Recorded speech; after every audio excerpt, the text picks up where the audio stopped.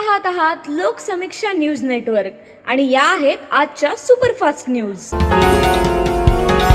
या बातमीपत्राचे प्रायोजक आहेत नंदिनी कलेक्शन, फक्त महिलांचे परिपूर्ण दालन, माऊली निवास, कल्याण मंडपमच्या बाजूस, यशोधन नगर, परभणी।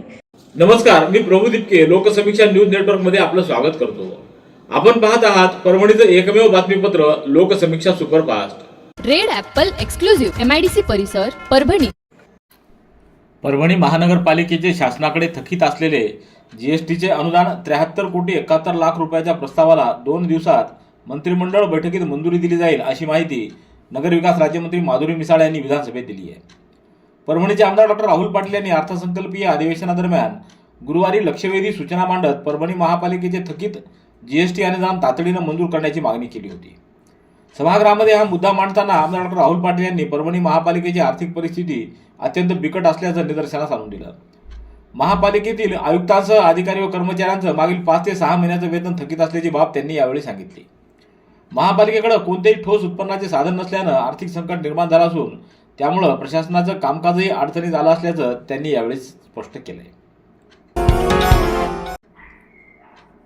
मध्य पूर्व आशियामध्ये सुरू असलेल्या युद्ध परिस्थितीच्या पार्श्वभूमीवर जिल्ह्यात पेट्रोल, डिझेल तसंच घरगुती LPG गॅस सिलेंडरचा पुरेसा साठा उपलब्ध असून नागरिकांनी घाबरून जाऊ नये किंवा अफवांवर विश्वास ठेवू नये असं आवाहन जिल्हाधिकारी संजय सिंह चव्हाण यांनी केलंय। इंधन पुरवठा सुरळीत ठेवण्यासाठी तसंच घरगुती गॅसचा अनधिकृत वापर व काळाबाजार रोखण्यासाठी प्रशासन सज्ज असून घरगुती गॅसचा गैरवापर करणाऱ्यांच्या विरोधात कायदेशीर कारवाई केली जाईल। तसंच नियुक्त करण्यात आलेल्या भरारी पथकांच्या माध्यमातून धडक मोहीम राबवण्यात येईल असंही जिल्हाधिकाऱ्यांनी सांगितलं। जिल्हाधिकारी कार्यालयामध्ये आज आयोजित पत्रकार परिषदेत ते बोलत होते। जिल्हा पुरवठा अधिकारी विलास मुसळे यावेळी उपस्थित होते। तर मध्य पूर्व आशियात सुरू असलेल्या युद्ध परिस्थितीच्या पार्श्वभूमीवर परभणी जिल्ह्यातील इंधन पुरवठ्याबाबत जिल्हा प्रशासनानं जिल्ह्यात कार्यरत असलेल्या भारत पेट्रोलियम, हिंदुस्थान पेट्रोलियम आणि इंडियन ऑइल कॉर्पोरेशन लिमिटेड या तीनही कंपन्यांच्या विक्री अधिकारी व संबंधित जिल्ह्यातील कंपन्यांचे गॅस व पेट्रोल वितरक यांच्याकडून आढावा घेतला। जिल्ह्यात पेट्रोल, डिझेल तसंच LPG घरगुती गॅस सिलेंडरचा पुरेसा साठा उपलब्ध असून त्याचा नियमित व सुरळीत पुरवठा करण्यात येईल असं संबंधित गॅस वितरकांकडून सांगण्यात आलं असल्याची माहिती जिल्हाधिकाऱ्यांनी यावेळी दिली। महाराष्ट्र राज्य सफाई कर्मचारी आयोगाचे अध्यक्ष शेरसिंग डागोर यांनी आज परभणी महापालिकेत सफाई कामगारांच्या विविध प्रश्नांबाबत आढावा बैठक घेतली। या बैठकीत सफाई कर्मचाऱ्यांच्या सुरक्षा, आरोग्य व निवासाच्या समस्यांवर सविस्तर चर्चा करण्यात आली। या बैठकीला महापौर सय्यद इक्बाल, उपमहापौर गणेश देशमुख, अतिरिक्त आयुक्त मिलिंद दंडवते, उपायुक्त बबन तडवी, प्रज्ञावंत कांबळे, डॉ. कल्पना सावंत, विकास रत्नपारखे, तन्वीर बेग, भगवान यादव यासह विविध विभागाचे अधिकारी उपस्थित होते। सततचे दवाखाने करून कंटाळलात? आता शेवटचा उपाय। डॉक्टर गोविंद कामटे यांचे बालाजी आयुर्वेदिक निसर्गोपचार केंद्राला भेट द्या।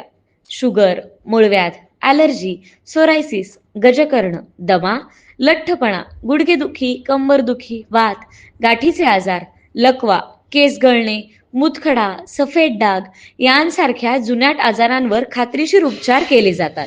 दारू सोडवण्यासाठी विशेष उपचार उपलब्ध। संपर्क डॉक्टर गोविंद कामटे, आयुर्वेद विद्याविशारद, बालाजी आयुर्वेदिक निसर्गोपचार केंद्र, तलाठी कार्यालयाच्या बाजूला, वसमत रोड, परभणी। संपर्क 9921691008। नांदेड जिल्ह्यातील अवैध वाळू उत्खनन व वाहतुकीविरुद्ध पोलीस उपमहानिरीक्षकाच्या विशेष पथकानं मोठी कारवाई करत तब्बल 2,04,75,000 रुपयाचा मुद्देमाल जप्त केलाय।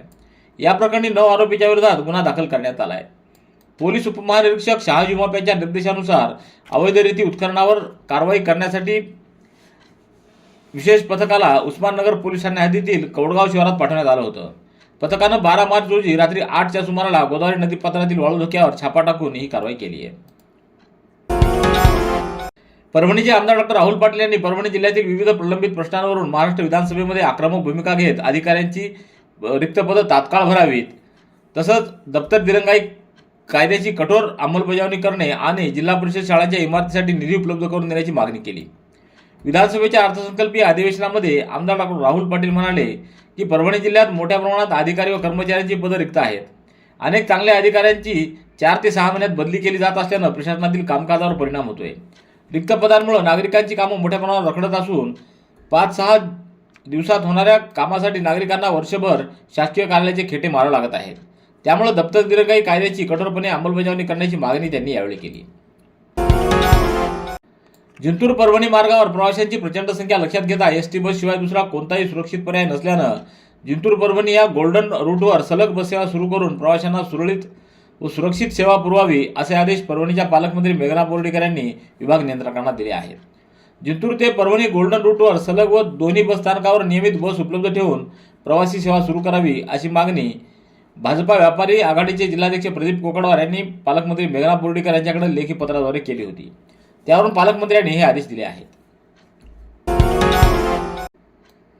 स्त्रियांनी आपली क्षमता ओळखून पुढे जाण्यासाठी प्रयत्न करावा असं आवाहन प्राचार्य डॉक्टर बबन पवार यांनी केले.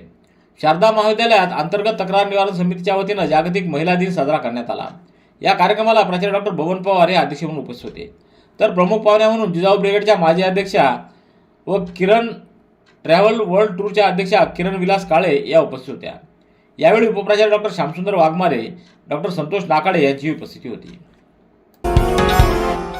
पेघर गावात इथं गाव नकाशावरील तसंच नकाशावर नसलेल्या सर्व गाडी मार्गाचे प्रत्यक्ष स्थळावर जाऊन सीमांकन करण्यात आलं असून या मोहिमेदरम्यान अतिक्रमण हटवून मागील सुमारे 30 वर्षापासून बंद असलेले काही जुने रस्ते पुन्हा खुले करण्यात आले आहेत.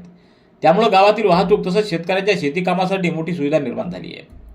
या मोहिमेदरम्यान संबंधित रस्त्यांवरील अतिक्रमण हटवून रस्ते कायमस्वरूपी मजबूत व राहावेत यासाठी सीमांकन करण्यात आलं. तसंच गावातील नागरिकांना सार्वजनिक रस्त्याचं महत्त्व आणि शासनाच्या विविध योजनांबाबत माहिती देऊन जनजागृती करण्यात आली. पूर्णा तालुक्यातील मोजे पिंपळा भात्या इथं असलेल्या श्री क्षेत्र गोपाल चावडी मंदिर आणि श्री कृष्ण मंदिर परिसराच्या सर्वांगीण विकासासाठी राज्य शासनानं 3 कोटी रुपयाच्या निधीला प्रशासकीय मान्यता दिली आहे. या महत्त्वपूर्ण विकास कामांसाठी आमदार डॉक्टर रत्नाकर कुटे यांनी सातत्याने केलेल्या पाठपुराव्याला यश आलंय. या प्रशासकीय निर्णयामुळे परिसरातील धार्मिक, पर्यटन व सामाजिक विकासाला गती मिळणार आहे.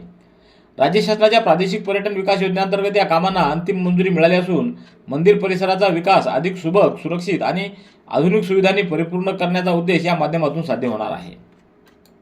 Red Apple furniture, smart furniture for smart people. Exclusive Parbhani शहरातील भव्य शोरूम रेड ॲपल एक्सक्लुझिव्ह, भारतातील स्मार्ट फर्निचर ब्रँड आता आपल्या परभणी शहरामध्ये.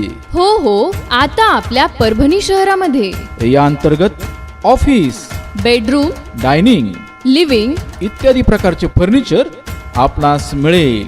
Bedroom set, bed, dressing table, sofa set, कपाट, डायनिंग टेबल टीपॉय आणि स्टील फर्निचर इत्यादी सर्व प्रकारचे फर्निचर तेही आकर्षक किमतीमध्ये उपलब्ध आहे. एक वेळ अवश्य भेट द्या.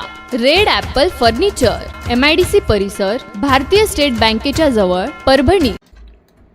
पूर्णा शहरात अवैधरित्या घरगुती गॅस सिलेंडर वापरणाऱ्या हॉटेल चालकाच्या विरोधात आज पूर्णा महसूल प्रशासनानं 11 घरगुती गॅस सिलेंडर जप्त केलेत.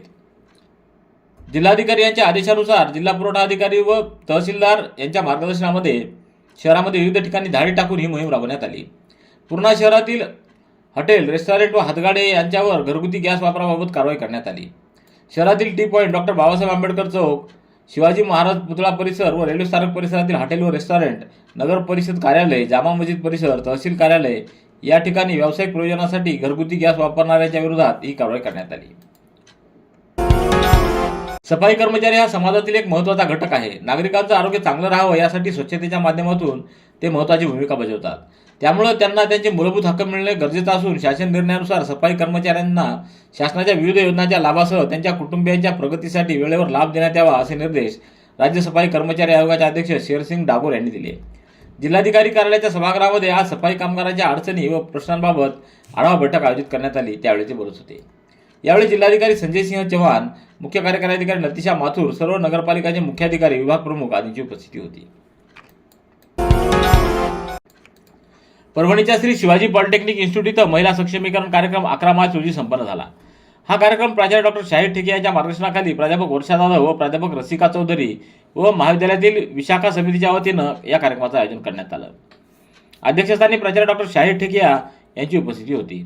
तर या कार्यक्रमाला संचालक डॉक्टर आनंद पाथरीकर, डॉक्टर श्रीमती जागृती मसलेकर, डॉक्टर श्रीमती ज्योती गुट्टे, श्रीमती जया देशमुख, श्रीमती निलिमा सोळुंके कांचन, डॉक्टर प्रतिभा पाटील, डॉक्टर स्वाती देशमुख, श्रीमती सदाफ ठेकिया, श्रीमती विजयश्री पाथरीकर यांची उपस्थिती होती. रेड ॲपल एक्सक्लुझिव्ह, MIDC परिसर, परभणी. याबरोबरचे बातमीपत्र संपलं. पुन्हा भेटूया उद्याच्या सुपरफास्ट बातमीपत्रात.